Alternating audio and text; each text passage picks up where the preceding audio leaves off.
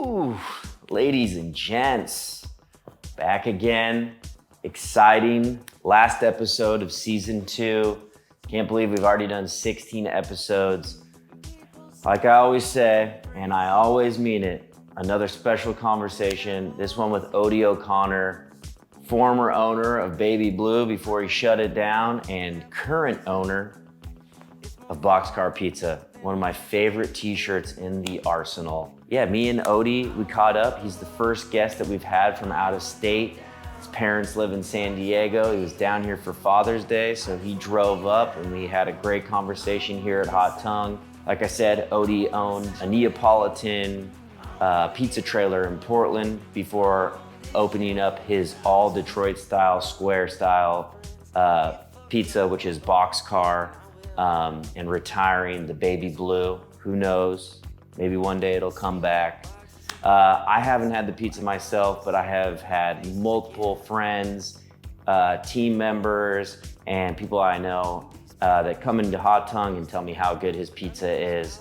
Me and Odie had a great conversation. It was an instant connection. By the end of it, we had started a band. Look out for tour dates. Odie is a master in the dark arts of vegan cuisine. All his pizzas and creations happen to be plant-based, which is something I'm all about, seeing as that's what we do here at Hot Tongue and kind of my focus as well. So we had a great conversation. We cover a whole gambit of things. Odie is an amazing dude. I appreciate him making the drive up here from San Diego just to sit down and talk to me for an hour. I hope you enjoy this conversation as much as I had having it. Odie, I love you. Boxcar forever. Enjoy the podcast. Rock and roll forever. Mac DeMarco. Let's go. Ladies and gentlemen, we're back with a special one. We're here at Hot Tongue because we're not in Portland right now. I'm here with Odie O'Connor. How you doing? Good. Thank you for having me. Yes, thanks. He drove all the way up from San Diego to come see us because we're not yet on tour. Not yet. Owner of Boxcar and not the forgotten Baby Blue. Never forget. Never forget. Never forget. I like to start these off with a gift. This is actually a re-gift from, do you know of Donna Jean? Yeah. Roy? Yeah, or I don't know them. Have you ever met him? No. Well, he gave me this. They're down in San Diego. And they have one in LA. Yeah, okay, yeah. He gave me this and I said I would re-gift it to a man and a myth and a legend. There it is. Do you have this book? Anthony Falco, I do not, but I know of this book. Perfect. This is a great book. I already had a copy. This is, I think, one of the best illustrated books it's beautiful to put on a shelf and probably like look through the pictures, but I don't know. We'll see if you read it or not. Oh, I'm gonna read it. Yeah? My favorite picture in there is like he has all of his pans on his leather couch. Oh, really? Yeah. That's awesome. Well, thank you very much. This is beautiful. You're welcome. The best gift is a gift re-given, you know? What's in the back there? Is that a... Santa Monica Farmers Market's wholesale pass. Oh my gosh. All right. I'm keeping that. Yeah, keep that. Yeah. Keep that. That's from Roy himself. All right. You ready for this? I'm ready. Okay. Pie to pie, 15 questions. I used to say a little under a minute to answer, but that's gone out the window. Okay. All right. What attracted you to pizza and who ultimately taught you how to make it? I started off as a home baker. I told you I used to be a tattooer / bartender. And then when I went vegan in like 2015, I was kind of bummed about like the pizza options in Portland. It's come a long way since, but I really couldn't find pizza that I was like really into. So I just started making it myself. And I got like the version 1 of those like Uni outdoor ovens. The Uni Pro, I think it was like the first one. And yeah, I just got really into it at my house. And then who taught me how to make it was when I got into pizza and I was like, I kind of want to like run with this. I just emailed my they're now my friends, but at the time I didn't know them at all. Scott Riviera, who does Scotty's Pizza up there, and then Will, who does Handsome's Pizza. And I would basically just like, hey, can I get you guys coffee and kind of pick your brains? And they were both super cool. They were like, yeah, let's meet up. And then they told me about this guy, Craig, who does Grace's Pizza up there. And then I emailed Craig and I was like, hey, let me come work for you. And he was like, yeah. And so Craig Mililo, I would say, taught me how to make pizza for sure. And he was great to learn under because he's like this East Coast kind of like cut and dry dude. Like when you mess up, he's like, just like tells you straight to your face, you know? So like, it was like a very quick learning process, you know? And he taught me about like sourdough starter, baker's percentages, all that stuff. So you worked for this dude? Yeah. For how long? Probably about a year and a half. He had a wood-fired pizza truck. He's got a brick and mortar now. But the reason I wanted to work for him is because he had a truck. And that was like originally what I wanted to do.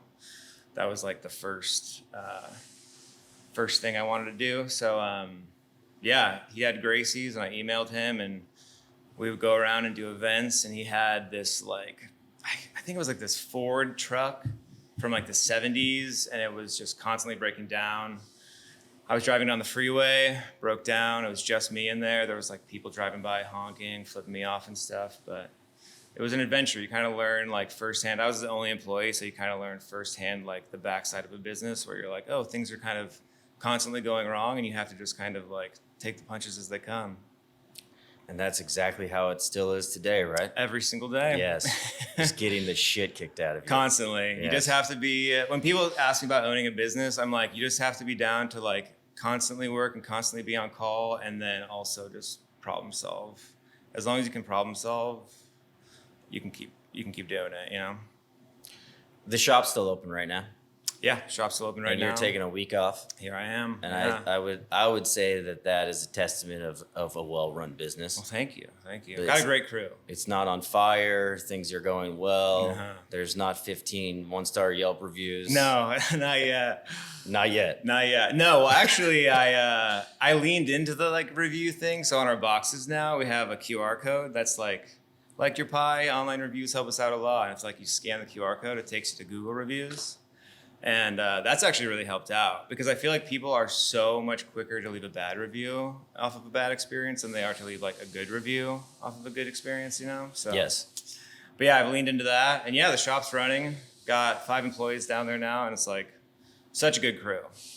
It took a while to get to this place. I learned hiring well is like so important, you know? But yeah, you know. What's the hiring process? I mean, in the beginning, I was just like, this person seems cool, you know? But like sitting down and having a good conversation with them and then like also like trusting your gut when you're like, I'm not really sure about this. Because every time I've hired someone where I'm like, I'm not really sure about this, without fail, 100% of the time you have to end up firing them. And like that is just the worst day. You've probably had to fire someone before. That's awesome. Oh my God, it like ruins my day. I can't sleep for like a week before.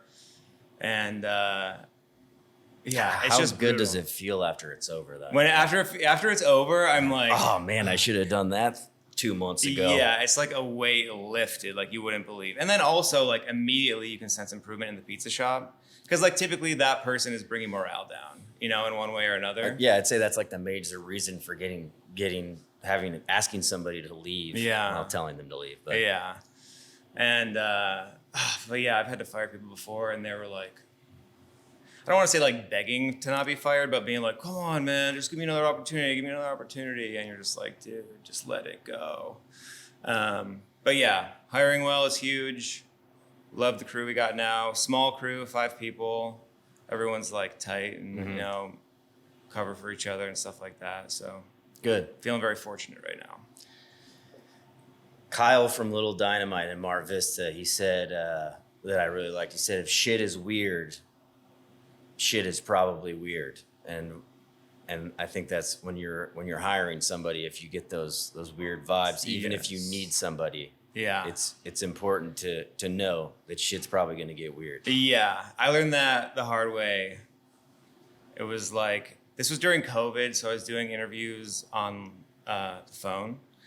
And it was like, I had a kind of a weird conversation with this person, but we needed someone. And so I was like, all right, we're just going to give her a shot. And she literally lasted one day. So shit was weird and shit was weird. So. Well, at least it was only one day. It was one day, but it was just the weirdest thing. Yeah. And then also that was also a weird fucking time. Yeah. And the other employees were like, "What are you doing, man? Like, Yeah. who the fuck is this person?" Yeah. You know? So you kind of look like I don't know. Yeah, I've never met him. Yeah, and I was like, "Listen, shit was weird." So Sorry, my bad. yeah, that one was on me. But that was also a skill I had to like kind of acquire as a business owner that I never had to do before. Yeah. Learning to hire well. I think learning it's like one of those things that's super hard.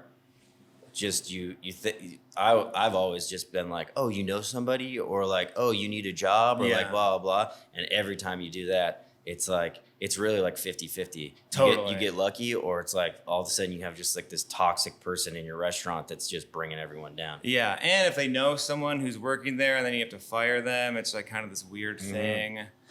But yeah, I mean, my first person I ever hired, Gus, when I was just still doing pop-ups, he's still working with me. He's a manager at the shop now. So like he's been with me for 5 years. So I'm always like, that was just like such a lucky hire. Cause that was one of those times where it was like, I was working at a sandwich shop with his partner. And I was like, yeah, I need someone to help me with a pop-up. And she was like, hire Gus. And I was like, okay, he's hired. But that was just like so lucky because he's been like so solid the whole time. So That's great. yeah, you can get lucky going that way, but I feel like it's more likely than not you're not going to be lucky. Yeah. Well, shout out Gus. He's a real one. Augustus Jordal. You had a wood fire pizza cart, trailer, not a bicycle cart. Not a bicycle cart. That closed. It closed like right around Boxcar was opening, right? Yeah, There was Boxcar some I think cross was open between- for about a year. Oh shit! Okay, you were doing both. Yeah, I was doing both. Baby Blue closed at the beginning of 2022. Okay. And Boxcar opened in 2020. So Was Year and a there? half. What was the reason that you didn't just take, like your thin crust trailer situation and put it into this bigger brick and mortar? Why did you decide to say I'm gonna create a whole nother business model and I'm gonna do Detroit style pizza instead? So it was a lot of circumstance and then a lot of just like curiosity, where it was like when COVID hit and everything kind of shut down, my girlfriend and I were kind of locked at home like everyone else. And I ordered some like Lloyd's pans and I was like, I'm going to see what making Detroit style is like. And I got really into it. And it was really fun. And I kind of got passionate about it. But I was just doing it for fun. And then my friend hits me up and is like, dude, there's this pizza spot the dude wants to sell the lease. You should do it. And at the time I was like, that's crazy, dude. It's like the world is shutting down. And then I like specifically remember hearing about the murder hornets. If you remember that, the murder hornets were coming. Yeah, it was sick. And when I heard about that, I was like, you know what? Like, we are all gonna fucking die terrible deaths. I might as well just do it, you know? So I took that lease over, and that spot had conveyor belt ovens in it already. And me taking over that lease was all the money the business had. Like, literally, I wrote a check for like what exactly was in the bank account. And so I couldn't really change anything. I had to put pans on a credit card and stuff like that. So I was like, all right, we're just gonna make it work with this conveyor belt. And I just went for it. And so yeah, it was like circumstance, but also I had like previously like had interest in it. Yeah. There's no way I could have afforded to put a wood-fired oven in that space. And the space is really small too, 535 square feet. So like every inch is used. So like storing firewood would be next to impossible in there. And venting it in that space would be really difficult too. But yeah, I decided to just do 1 and 1, you know, had the wood fired, Detroit style. And why did you decide to just close down shop Baby Blue? Oh man, it was tough running 2 businesses. I did have a manager running Baby Blue, but you know, even when you have a manager doing it, you're still like a lot of your brain space is taken up by it. You're still always like concerned about it. And in the beginning of opening up Boxcar, it's like, I mean, you know, when you're starting to open up a business, you are going through it. It's like so stressful, 1,000 problems, it's so expensive, everything's going wrong, you know. And I just couldn't I honestly just was not in the mind space to have 2 businesses. And I was like, I'm just going to focus all my attention on Boxcar instead of like kind of being spread too thin between these 2 things. And also the food trailer situation is meant to be like owner operated because in Portland in the winter, it gets super slow. So it's like when you pay someone to be there, you're like losing money. In the summer, it's great. But I mean, it's really hot in there. But in the winter, it gets so slow. So it's like, I was kind of like, why am I putting in all this effort to like on some days like lose money during the winter, even though the flip side is like summers are great. And I just kind of was like, all right, it's kind of like firing someone, you know? I sold the trailer and then I was like, I feel so much better now. I can like focus on something. I have like better work-life balance now. Yeah. So you had to fire that part of your life. I fired it. Nice. You know, but I look back on it fondly. It was crazy. Food truck is so tough. I will never open up another food truck. Yeah. I have much respect to people who can do that. But it's a lot of work for very little return. Interesting. And the idea... You think that like the overhead is like a lot less. It is so much less. The rent on my first space where the food truck was I think it was $650, which is nothing. And we were in a great little spot, you know, like super centrally located.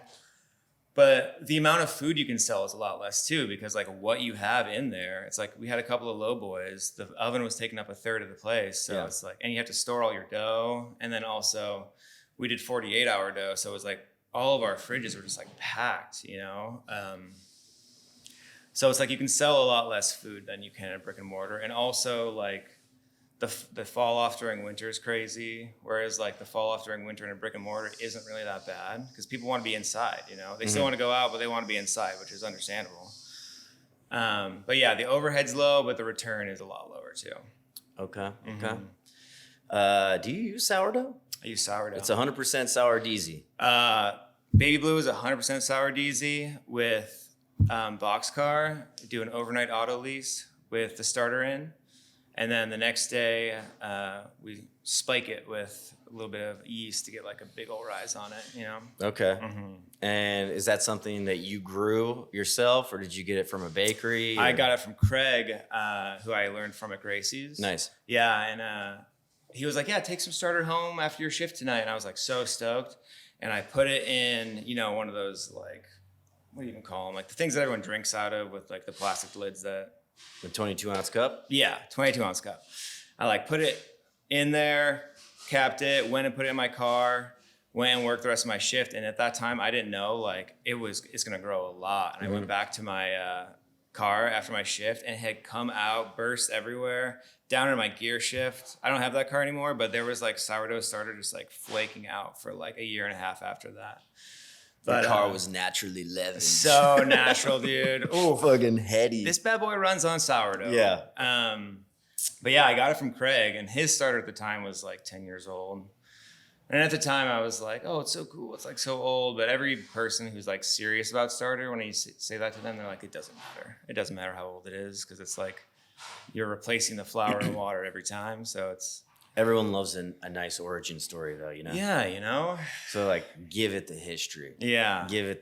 Tell the story. I'm like, this is starter, 10 years old from San Francisco. It's old as dirt. Yeah, it was fermented on a bum's beard down in the tenderloin. There's still hairs in it, baby. Exactly. You see this those? Is lactic magic. Okay, so... Usually there's a higher hydration in squares. What's your hydration? 70. Okay. Okay. Can you take us through that dough process? Because squares it's like very different for everyone. Totally. You can see some of our squares right now are just sitting on top of the oven. They're looking good though. Yeah. They are looking good. Let's hope so. So where the dough process to where we are today has changed so much since opening. We par bake now. I don't know if you knew that, but... You weren't par baking? Not in the beginning. No, but recipe for raw dough. What'd you say? Said it can be a recipe for raw dough. And that was the problem we were getting. Is some people were like, "Hey, I'm feeling like it's not cooked all the way through," which was so stressful at the time. I'm sure. Yeah, it sucked. But yeah, start off doing an overnight auto lease with the starter in, so 24 hours on that, and then the next morning, someone comes in. Mixes up the rest of the flour, salt, water, a little bit of yeast. We do like 0.5% yeast. Oil, like 5% oil, 2% salt. Mix it up, fold it a couple times, let it rest for like 10 minutes. portion it, let that rest for like 25 minutes, stretch it out to the corners, another like 25 minutes. And then at that point, because we spike it with the yeast, we can get like a quick rise on it. Mm-hmm. Par bake it off for like 4.5 minutes at 550. And the par baking, although it's a lot more work, it's like not only assure like no raw dough in the middle, but it is like a much better product in my opinion. Bottom's super crunchy, and like the middle is so airy and fluffy still, because you bake it twice. It's like so much airier, so much less dense. Yeah, it's like a lighter eat, you know, because Detroit style is like fucking heavy pizza. But yeah, that's basically it. Like the most important thing in that process for me is like the overnight auto lease, because if you do same day dough versus like the overnight auto lease, the same day dough, it's like there's no structure in it. It's just like that gluten doesn't have enough time to develop. And putting the starter in overnight with it, it like makes it super sourdoughy because it's feeding off it all night. Yeah, all night. And I just love the sourdough taste too. That's kind of like. So are you leaving that at room temperature? No, okay. No, it's a cold ferment overnight. So then what's the auto lease? Is it you put the flour and the water together and you let that sit by itself, or is it all three of those ingredients? All three of them right out the gates. Okay. And some people who are like extreme nerds will be like, well, that's not a proper auto lease, because I guess, you know, an auto lease, you're supposed to be like just flour and water. You know? You make the fucking rules. I make the rules. This is my pizza shop. Shut the fuck up, nerds. Yeah. So that's what I tell everyone when they come in. Yeah, yo, shut the fuck up, nerd. Yeah, they're like, I'll have. I'm like, shut the fuck up. Yeah, you'll have what I tell you you're going to have. It's true. And then I'm like telling them about my dough for about 25, 30 minutes. Yeah. And by that time, they're gone. Yeah. By that time, there's a 1-star Yelp review. Yeah. This guy's an asshole. I'm going down the street. Yeah. But yeah, so I do like an auto lease. That's not really a real auto lease. How many squares are you panning up a day? Each morning we do about like 160.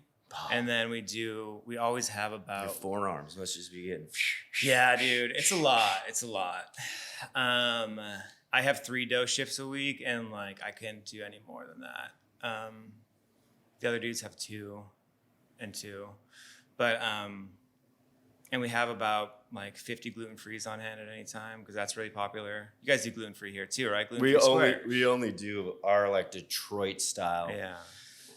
Pans that we use are all gluten-free. What flour do you use? We use Authentic. Okay. It's called Authentic, and they're out of Gardena. Okay. And never heard of that one. It's good. You should give it a go. Hell it's yeah. definitely different. Do you use Fiore glute? Yeah. Yeah. The Caputo stuff is like so user friendly. Yeah. It so is easy. real.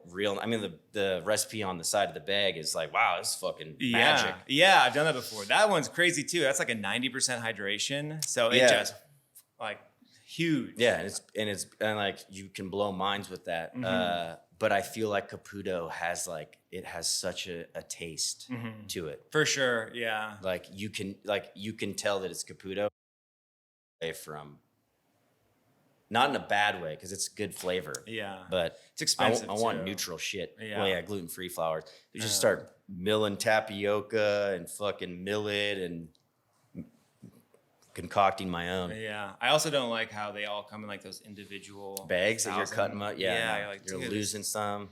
Yeah, it's like a trash bag full like of plastic. Worst shit when it falls on the ground. Yeah. It's I've tried Cup for Cup, and I've tried Bob's Red Mill. Caputo is like my favorite one. No, because I feel like you have to add stuff to those. I think so too. Like guar gum or some shit. Oh yeah, you're supposed to do that, but I wasn't about to fuck with that. I was like, I'm not trying to make my life more complicated. Let's make it easy. Yeah. Let's make it easy, but authentic. You have to try that out. Authentic brand. Yeah. Authentic brand. Shout out Aaron Rice and the Rice family. Let's get a sponsorship in here. Let's go. Rice family. Come on. What's the hardest part about not working with dairy and meat? The hardest part is like people coming in who are expecting like traditional omnivore pizza. Because when I started off, I was like, I want to just make good pizza that happens to be vegan. I don't want the selling point to be like, and it's vegan, you know? Because I feel like a lot of brands, their selling point is that it's vegan. Yeah. And to me, that's kind of, I mean, I don't want to say it's corny or whatever, but I was always like, I just want it to be good. I want people to seek it out because it's good. And then it's like, and I feel like that's what you're doing here, like you as well, where it's like, I read an interview and you're like, I'll put my slice up against any other slice in LA, you know?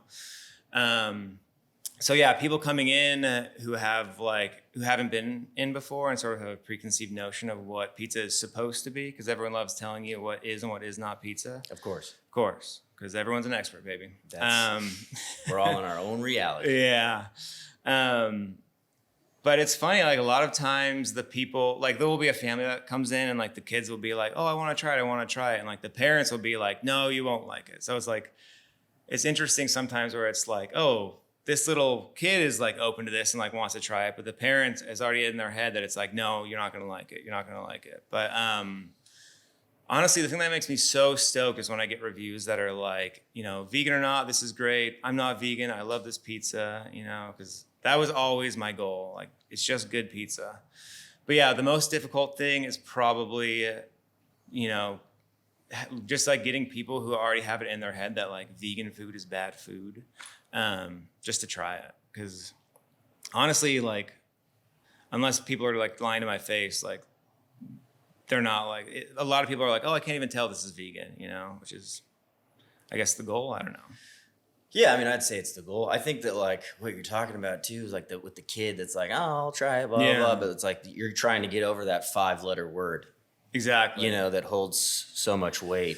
Yeah, and just so much like, because there was a time in like the 90s and stuff, it was like, there was a lot of bad vegan food out there. There's a lot of bad cheeses, you know? I'm not going to call any particular one out, but, you know, the originals are usually like kind of the worst in my opinion. But I mean, I'd almost argue now that it's like, it's too over congested with bullshit. yeah. And actually, I mean, there's like, and that's why it's even harder now, because there was kind of like this boom, this like trend thing to be vegan, to go plant-based, and all these things popped up because it was easy to. Yeah. And now we just have a bunch of like people thinking that these subpar vegan options on people's menus are like what vegan food is. Yeah. And well, so much of that, and there are even whole vegan restaurants in Portland built off this, like, I buy everything, like nothing is made in house, you know, I buy it all from whatever purveyor, and it's like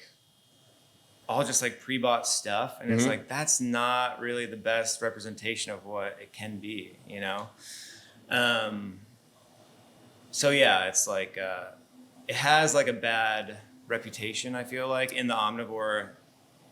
Yeah, no, Yeah. I agree. So like that's, it's tough to get over that. Yeah. To really just be like, hey, why don't you blindly come eat this food? Exactly. As like, maybe think of it as a different cuisine Yeah. instead of it being this weird fucking thing that's called vegan with all this shit on it that you're unfamiliar with. Yeah. That's why we started doing slices too, is because a bunch of people would come in for lunch and be like, y'all got slices? And we never did slices because it's just a little bit more difficult with Detroit style pies. But I was like, man, all these people, like, they don't want to commit to buying a full pie, which is understandable, especially if you're by yourself. I'm like, if they just like tried it, I feel like they would be coming back. So we started doing slices during lunch, and that's actually helped a lot with like getting people to try it, you know, because it's less of a commitment than buying a full pie. And Yeah.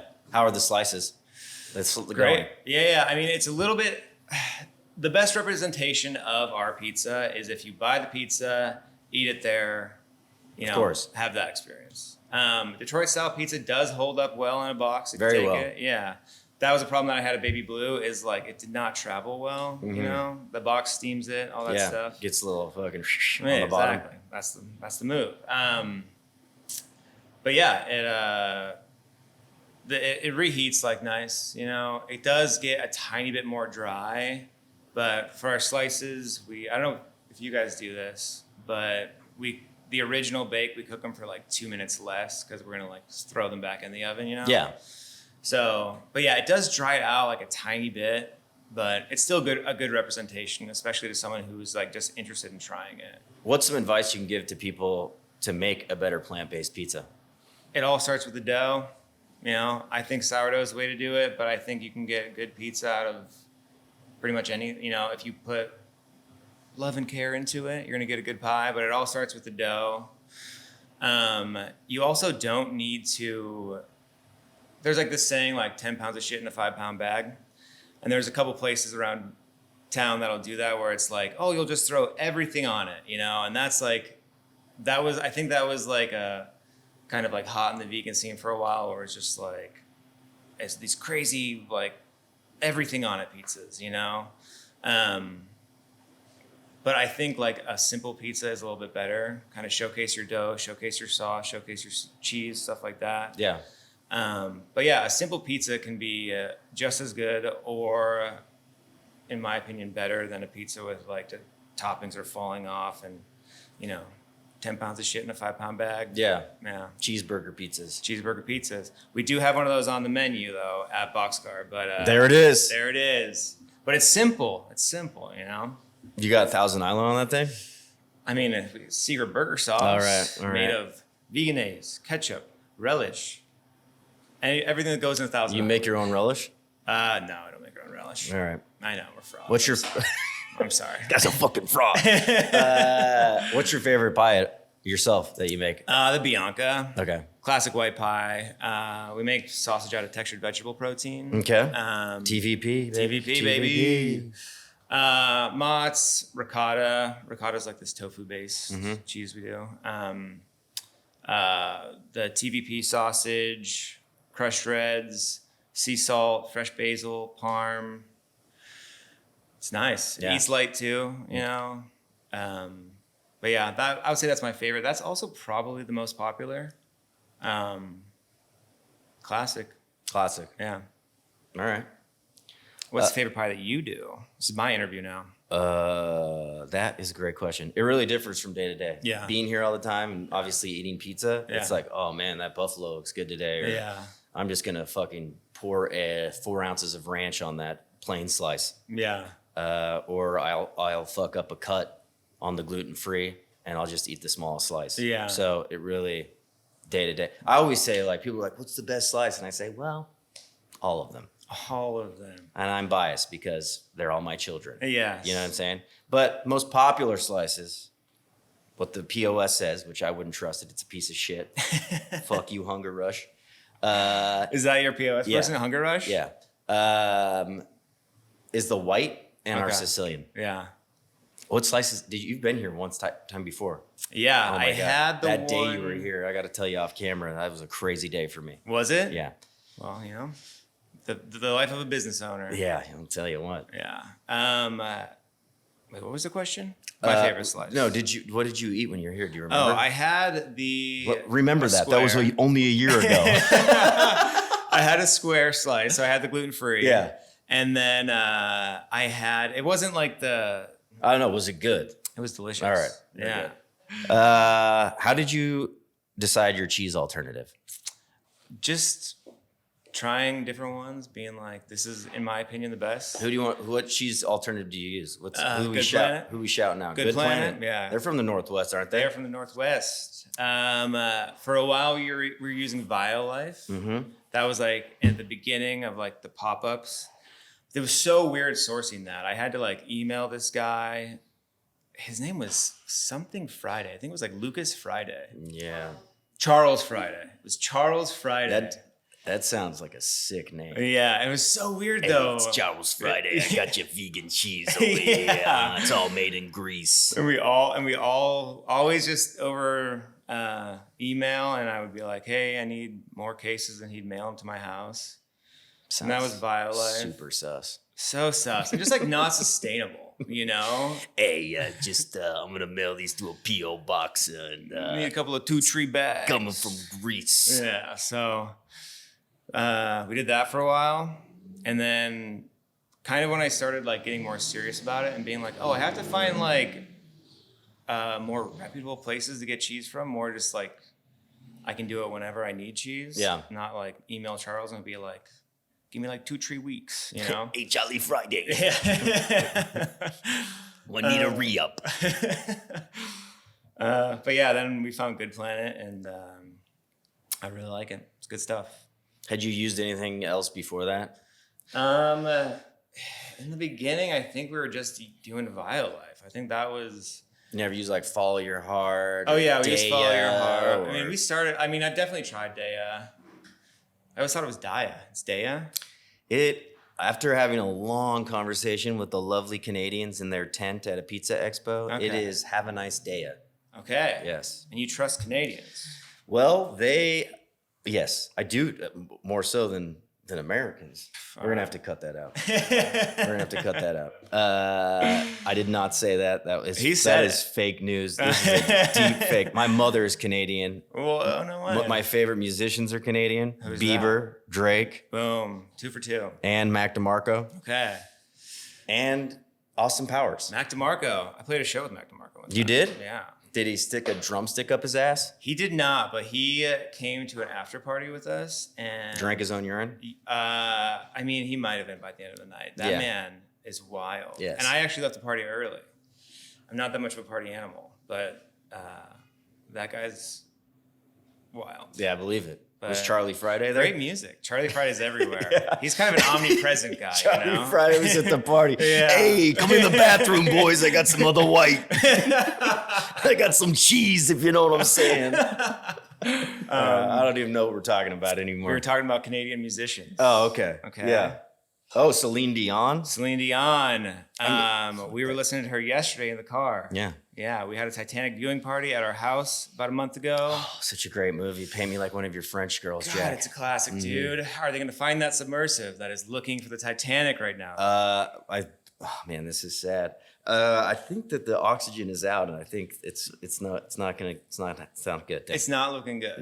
No. And I think if we're gonna talk about this real quick, I think it's fucked up how mean the internet is. There's like real people on this ship, and I don't even think the memes are that funny. It's like this is the problem with humanity, where it's like we're all so disconnected, and people are like, they have a bunch of fucking money, fuck them. This is what you get for having a lot of money. It's like, dude, have some empathy, be a human, and just like take out the money or whatever it is that you don't like about your life, and just like let's all just that's life on that on that submarine, you know. That was deep.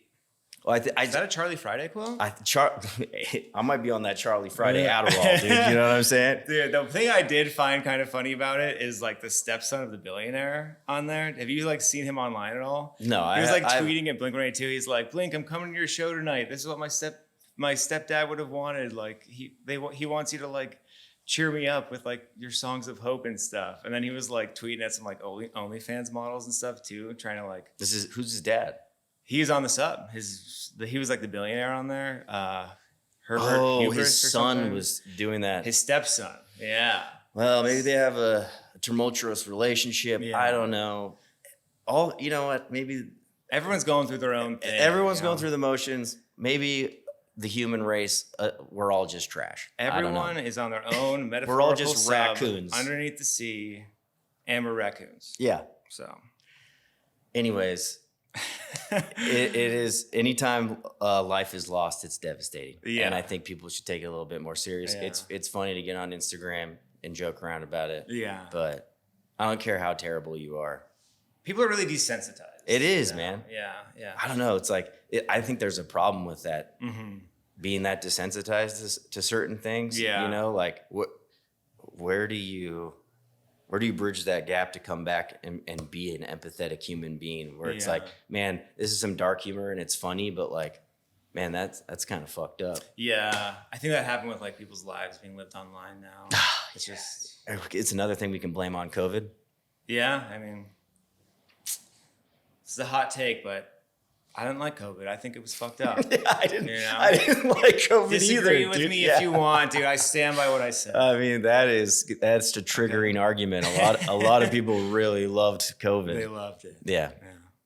All right. Well, let's get back on track to pizza. We'll probably cut all that out anyways. Why do you think people from the East Coast think their pizza is better? Or is it better? You know, I feel like if you go to any specific city, people are going to say that their pizza's the best. You know, in New York, they're like, it's in the water. It's in the water. I don't think it's in the water. No. I just think people kind of get this what'd you call it? It's like it's why they root for their sports team in their area. You know, it's like this pizza's the Indoctrination? best. You know, indoctrination. Yeah. That's exactly why. Yeah, you have no choice. You were born into it. You will like I'm just this. born into being the best. Yeah, you know what I'm it's saying? not my fault. Nah, it's not my fault. It's fucking... But yeah, I mean, people from New York think their pizza's the best. My favorite pizza, Scotty's in Portland, Oregon. You know? I've never had it, but it looks so great, good. Dude. And he's a great guy. He's a great dude. He seems like a great dude. Yeah. So, but yeah, you know, and also New York has that reputation where it's like they're the pizza city, you know. But they have so much pizza. It's like maybe there's bound to be good ones. There's bound to be shit ones. They do the dollar slices. Not good. Trash. Yeah. Raccoons. But like, what would you expect for $1? You know? Yeah, well, some people claim those slices are good, but maybe. They're lying to your face. Yeah. Dude, and you should not trust those people. No. All right, respect. All right, what do we think about pineapple on pizza? I love it, dude. Everything has its own time and place on pizza, you know? Everything. But people are so passionate about it, where it's like, and I think this also stems from like the critically online thing, where it's like they just want to have like an argument. It was like when there was this whole thing about people being like, I hate the word moist. It's like, I don't think anyone really hates the word moist. I think you're using that as like, I love that word. Oh, it's the best. It's such a good description. Like moist. If you say moist, I just think of like a kind of like hot piece of cement. Oh.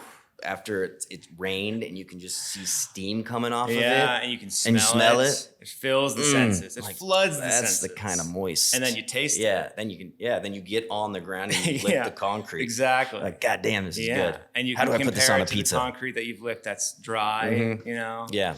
But yeah, people, pineapple on pizza, I love it. I think it's great. My favorite pizza is like some sort of like pepperoni alternative, you know, or just some sort of briny flavor. Pickles are great on pizza. Yeah. People see like, you put pickles on pizza, that's weird, but it's like a pickle is this like briny, salty thing. A pepperoni is this briny, salty thing, you know. Everything has its own time and place on a pizza. Some people are like, ranch doesn't belong on pizza, you know. I think ranch is great on pizza. I think ranch should live. That's what I'm saying. On pizza. And sometimes it does. Yeah. You know? But yeah, people like to have like strong opinions about things that are just opinions. You're right. I think it comes. Why do we love to argue about things? This could go back to the submarine situation. Let's go back to the submarine. People just like to talk shit online, huh? Every conversation leads back to the submarine. It kind of does right now. You know? But maybe it was the orcas. Yeah. Oh my gosh. All right, we got to get off. What if it was? It could be. Okay, this goes deeper than we thought. It could be a conspiracy. Yeah, goes all the way to the top. But yeah, I like pineapple on pizza. What about you?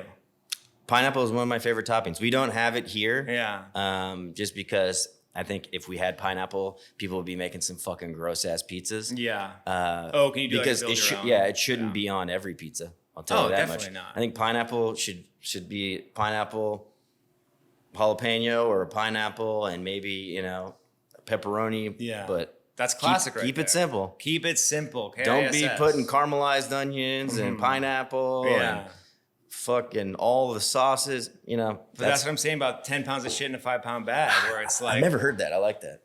I say it constantly. Yeah, 10 pounds of shit in a 5-pound bag. That sounds like a fucking country song. She's got damn. All right. What has been the hardest part about being a business owner or entrepreneur? I mean, just getting used to constantly being on call. I have to constantly, you know, have my phone. Feeling the DMs, you know, not taking things personally. People are like, it's business, it's not personal. But like, when it's your business, it's like an extension of yourself. It is like the most personal thing you can do. It's like, were you ever in like bands or anything? Yes, I was. Yeah, me too. You know, showing someone your music, even just telling someone your band name is like so vulnerable. You know? The whole thing is because it's, you know, it's like art that you're. Yeah. Here you go. But your business is like sort of an art as well. Oh, I agree. It's like you've designed this whole thing. You've created this experience. You've made these recipes. You have worked tirelessly to do this. And then someone's just going to be like, no, I don't like it. Or just be like, I don't like vegan food. I'm not going to try it. You're kind of like, it hurts a little bit. Yeah. So like not taking things personally in the beginning Oh my God. The first day I opened my food truck, this guy, it's called Baby Blue Pizza. This guy walks up to the food truck, sticks his head in and is like, this is the worst name for a business I've ever heard. And I was like, what? And he was like, yeah, man, you got to change it. You got to change it. And I was just like, I could just like stand there and stare at him. And then actually this guy's bus stop was like half a block away. So I would see him every day and just be reminded of like, this guy fucking, everyone has a strong opinion. They will tell you about it. You have to just understand, like, remember your mission. Remember, like, there's a reason you're doing this. There's a reason you enjoy doing it. But yeah, it's difficult. And then also having tough conversations with like employees where you're like, hey, I got to have like a serious talk. Things aren't going well. Like, these things need to change. Yeah. That was never really in my personality type. So I have to learn to like kind of be a hard ass sometimes, which sucks. But I don't know, it keeps the lights on, keeps the doors open. You just got to do it. Before I forget, you mentioned like a plant-based pepperoni. Do you make your own or do you use one? We were making our own for a very long time.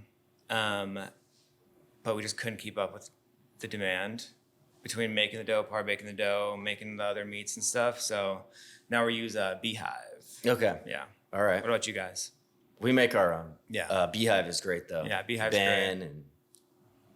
and Diane, that whole crew is great. So do you make it and cut it on a meat slicer too? Yeah, I think cutting it sucks the most. Cutting Everyone is the worst. Fucking hates it. Does it like shoot off kind of in your face sometimes? No, it doesn't shoot off. But it's a shitty process. Yeah, it just sucks. like fucking going. We make it out of pea protein. It's gluten free. It's gluten free. Our seitan is not, but our we just call it pea protein circles. I'm on this whole tip of not calling things what they aren't.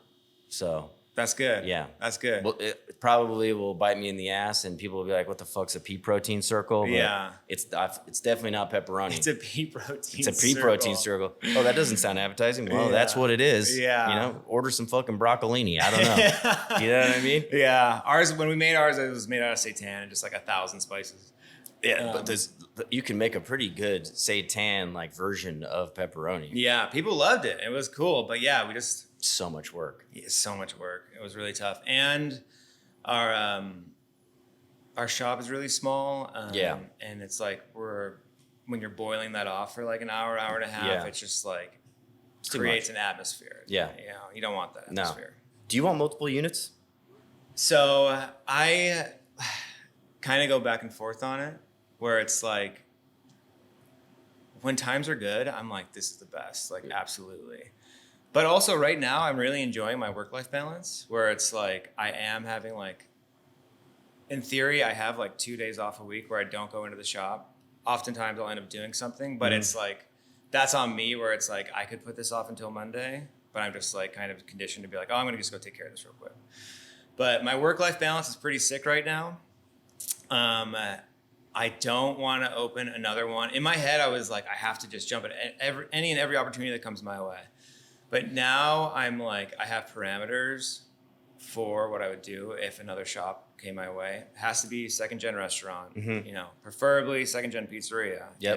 That might be asking a little much. But yeah, I mean, it's not out of the question. For a while, I was like, absolutely. It's just a matter of, when, not if. Yeah. But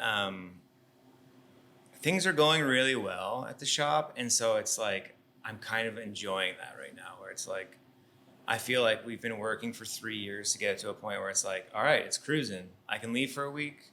The staff is awesome. People know how things are supposed to go. Everyone is like super trustworthy. I'm not like worried about anything like that. So I'm down to do it. I also would have to learn more about having 2 shops and like being like a manager in that aspect. Yeah. Because then you have to delegate more, and delegating is not like my strong suit. So like, yeah. My answer is maybe. Yeah. Probably. What about you? Yeah, I think ideally I want 2 more. Yeah. Yeah. 3 hot tongues? 3 hot tongues and see where that goes. Yeah. I don't know. That's a good number right there. I think 3 is, I'd like to go to Studio City. Yeah. And then maybe farther to the west side and see how that works. we get people in being like, you got to open up in Seattle. There's not enough vegan food up in Seattle, which would be cool. But opening one in like a city that's 3 hours away would be like, I don't understand how that works. Well, yeah. I don't know how people do it either. I mean, I was talking to Roy from Donna Jean, and, you know, he's up in LA once a week, but, you know, he's got a good infrastructure. Yeah. He's got his place in San Diego, and I mean, that's basically 2.5 hours, but he makes it work. Yeah. But same with Mark from Square Pie Guys. Like when I was down there a few weeks ago, he was saying like, by the end of the year, they're going to have like 2 more spots. He's doing some crazy shit with like these ghost kitchen things. Yeah. Dude, his operation is nuts.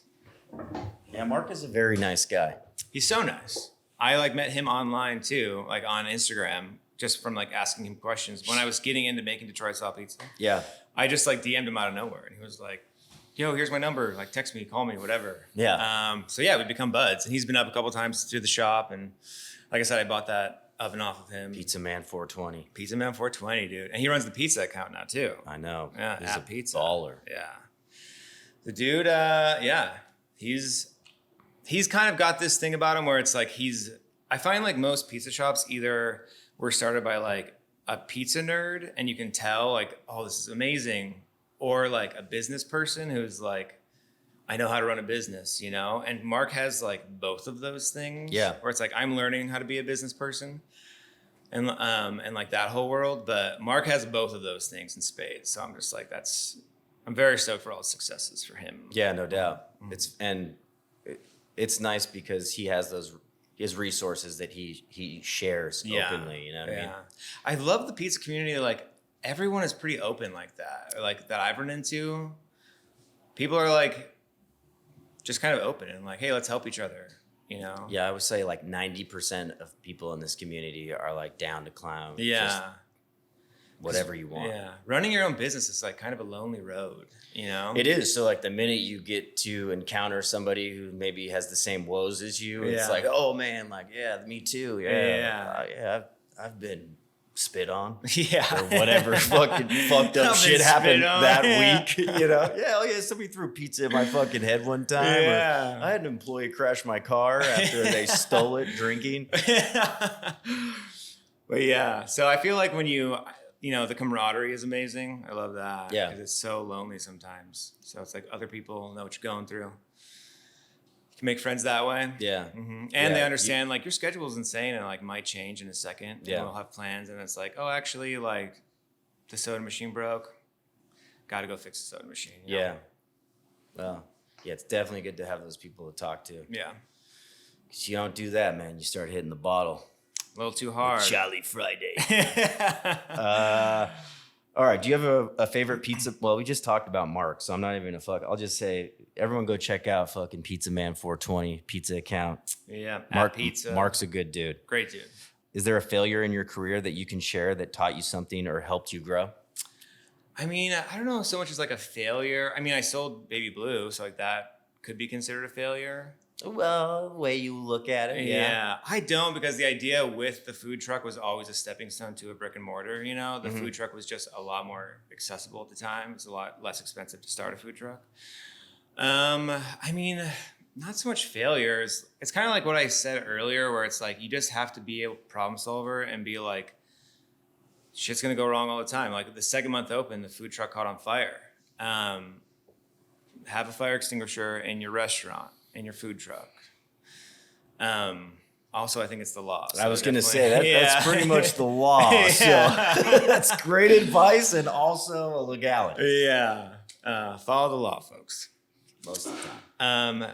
But yeah, it's just about like, not necessarily a failure. It's just when problems come your way, you have to be able to solve them. I was a tattoo artist for a brief period, and that was a failure. But failure because you failed at it, or are you like just because you stopped at it, or like I quit it. It didn't quit me. Okay. You know, Yeah. I quit it. So all right. Yeah. Well, sometimes that's harder to do than. It wasn't for me. I had so much anxiety. Yeah. Yeah, and also being that close to someone you don't know, I was like, I never thought about that. It was weird. Yeah. Yeah. Yeah. You definitely. I got a thigh tattoo recently, and they have to get all up in there. It's all up in there. Yeah. Yeah. So, But I have a great relationship with my tattoo artist. Shout out Hannah Darkheart Yes. at El Clasico. Incredible work. Shout out Virginia Hicks at Holy Oak Tattoo, Portland, Oregon. All right. Yeah. We're just two tattooed vegan dudes. You know, the coolest two dudes you've ever I think met. we might start a band right now. Yeah. I think there might be an album coming soon. I'm thinking like alt rock, fucking country. There it is. Bandcamp Friday. You can download our on Fridays. All the money goes to the artist. That's right. That'll be us. And our band name is literally called Charlie Fridays. Charlie Fridays. There All right. it is. Oh my God. I actually joked with Scotty and Will up in Portland about starting because they're pizza dudes too. Yeah. Starting a band. It was going to be called The Doman. What do you play? Oh, I'm a frontman. Oh, a multi-instrumentalist. That's right. All right. But just give me a microphone. Okay, You know I was what I'm going to say, can we get you on the box? Just give me a check 1, 2, and we'll be entertaining. Yeah. You ever seen Mick Jagger? Never heard. He's okay. You know what I'm saying? He's got okay moves. Yeah, Mick Jagger. Yeah. Sounds contemporary. Yeah, he's all right. Yeah. The Doman. Yeah. All right. I mean, well, as a I'll failed fly musician up. too. Man. But I opened up for Mac DeMarco. Did I mention that? Yeah. This. Do you still have music online? Yeah. Where do we go to stream that? Spotify. Okay. Mothlight, Mothlight. When I was living in LA, that was the band. Mothlight. Let's go fucking get this guy to 1 million streams. Million streams. Chairs Missing. That was another band. Okay. Baby Buffalo. What kind of music was this? Mothlight was like dream pop, synthesizers. I played drums, played to a click. There was like samples, stuff like that going on. That was really cool, very dreamy. Chairs Missing was like a broken down version of like Arcade Fire. Okay. You know. Baby Buffalo was like kind of like synth pop stuff too. Baby Buffalo. Yeah. I'm like in a very loose band up in Portland called Safari Club. It's like garage rock. Cool. Yeah. Cool. So that's kind of like my thing though, is I like garage rock, just kind of like rock and roll. Yeah. But everyone always needs a drummer, so you can kind of find your way into any sort of band. The rhythm section is easy. You just There jump it right is. in. So easy. So important. Anyone can do it. Anyone can be a drummer. Yeah. Bassist. Name one bassist. Victor Wooten. Yeah, you lost me there. You don't know Victor Wooten? Mm-mm. Okay. Who is he? A bassist. He's a bassist? Yeah. Oh, then I don't know him. Okay. Yeah. I think the only bassist that I could probably tell you like off top is either Thundercat or Thundercat. There he is. One. Mark Hoppus. 2. Yeah. Those are the most important bassists in the world, Yeah. right? I think those are the only ones. Yeah. Everyone, I'm pretty sure they're in every band. Yeah. Led Zeppelin, who? All right. What do you think good startup money for your business model is? Like, how much do you need? Mm-hmm. I mean, it depends on what you want to do. Like, are you doing a build out? Because if you're doing a build out, I mean, you're going to need $500,000 maybe. Okay. You know? And everything is so much more expensive now than it was 3 years ago. Uh-huh. I started Boxcar with $10,000, and then my landlord, who was super cool, lent me $5,000. He's like, "You can just pay this back to me." Sick. Kevin Kavanaugh. Shout out Kevin Kavanaugh. Shout out. He's got a TED Talk. Watch it. He's unlike any landlord you've ever met. Most landlords do not have TED Talks. No. Because TED Talks, you usually assume they're a good person. Yeah. When my ovens broke, I was like, all right, I'm closed for 2 months while I can order these new ovens. He emails me. I didn't email him. He emails me, "Hey, saw your ovens broke. Don't worry about rent while you're down." Can we all be a little bit more forgiving? Can't we?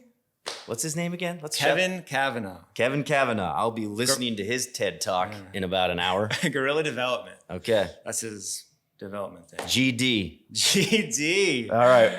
The most important question of this podcast. What is the greatest band or musician of all time and why? The greatest band or musician of all time and why? I mean, a constant favorite band I have is Twin Peaks. Oh, yes. They're great. Yeah, it's kind of why I named Baby Blue. Mm-hmm. They have a song called Baby Blue. I love them. They've kind of been a constant love of mine. So good. For a long time. Yeah, I'm going to say Twin Peaks is my favorite band. But I did see Blink-182 the other night, like I told you. Yep. And they still got it. Still got it. You know, they still got it. Hometown Heroes. Love that band. I've listened to them forever. But yeah, I would say Twin Peaks is like my favorite band. Okay. Greatest musician. That's a great band. Alex Koons from Hot Tongue Pizza. Lex Condon. From the band Frogtown. Charlie Friday. Charlie Fridays and Opener's Domen will There be it playing at the is. Palladium later this summer. Please come. Mac DeMarco may be doing an acoustic set outside in the parking lot. I've been DMing him constantly. He does not respond. I think he's going to come. Yeah. All right, dude. Where do we go to get in touch? Instagram, Boxcar Pizza. Boxcarpizza@gmail.com. If you want my phone number, I will give it to you. Hell yeah. Don't do that. Okay.